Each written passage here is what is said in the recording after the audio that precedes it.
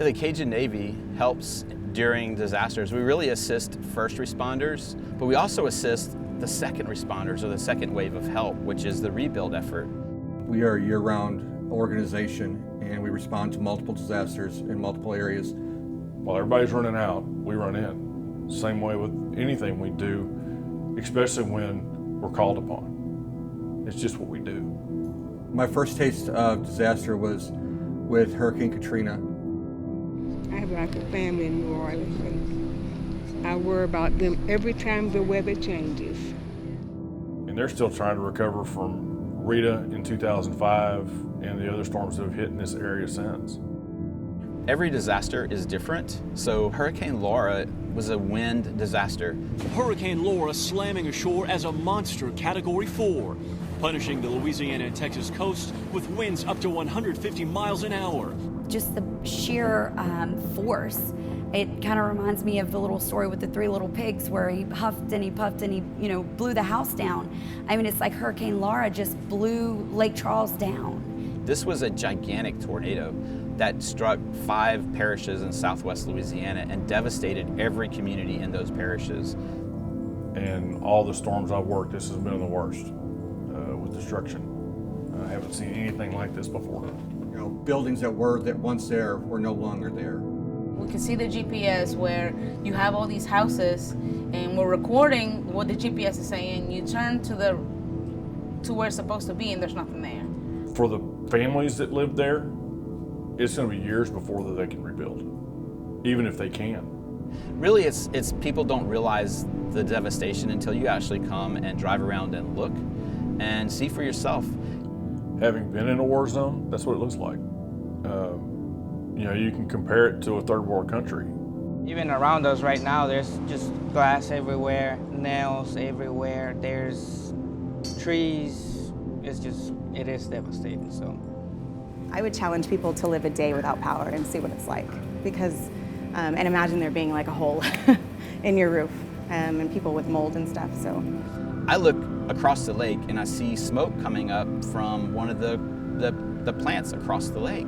Not long after that, we actually got alerts on our phone to remain indoors until they got this under control. So that's just one example. If you actually look at photos, you'll see a lot of these plants were badly damaged by Hurricane Laura. It's crazy this year. It's 2020. That's all I can say. But living on the Gulf Coast, this is something we do every year. And it's just part of our life here. Certainly there seems to be an increase in the amount of storms, but the damage from each storm is increasing with each wave of the disaster, and a lot of it's man-made. We've actually leveed up the Mississippi River and other tributaries, and we've controlled the flow, and the land is sinking. Louisiana loses a football field of land every single day. Think about that. Whenever we have hurricanes that come in, that knock us down, we can't go anywhere else and find the culture and the influence and the experience that we have here anywhere else.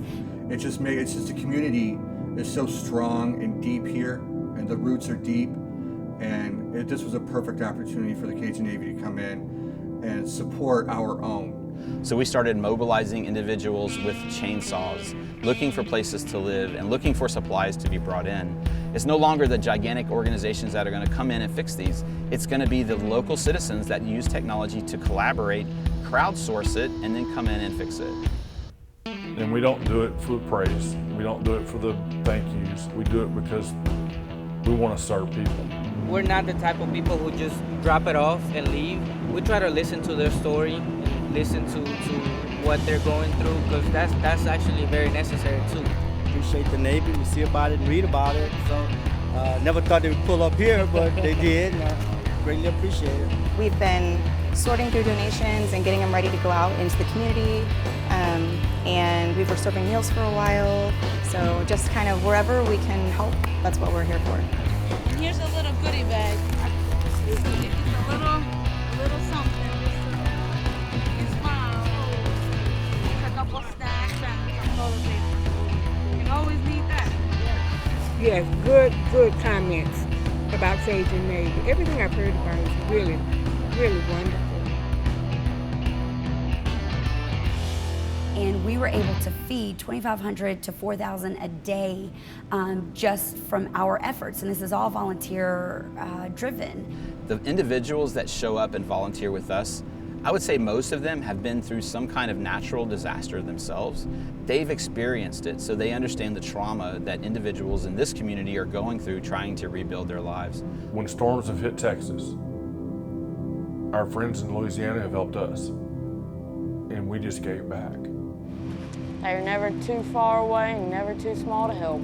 We've seen people who come, give up their time, take time off from work, call in sick, just to come and help.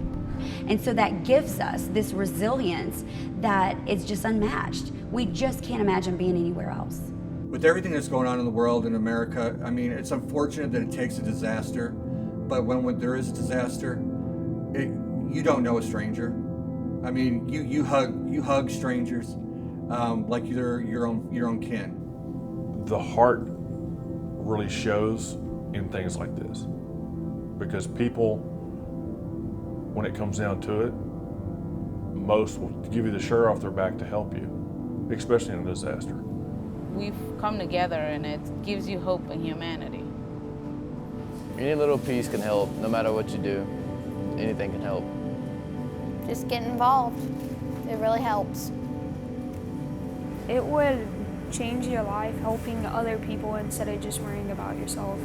I mean, if you need a rescue, we're not going to ask you who you voted for to get in our, before we let you in our boat. We're going to reach you a hand and pull you in. And that's what it's about. It's about community. It doesn't matter anything else. You're a human being. We all bleed the same, and so we're all connected.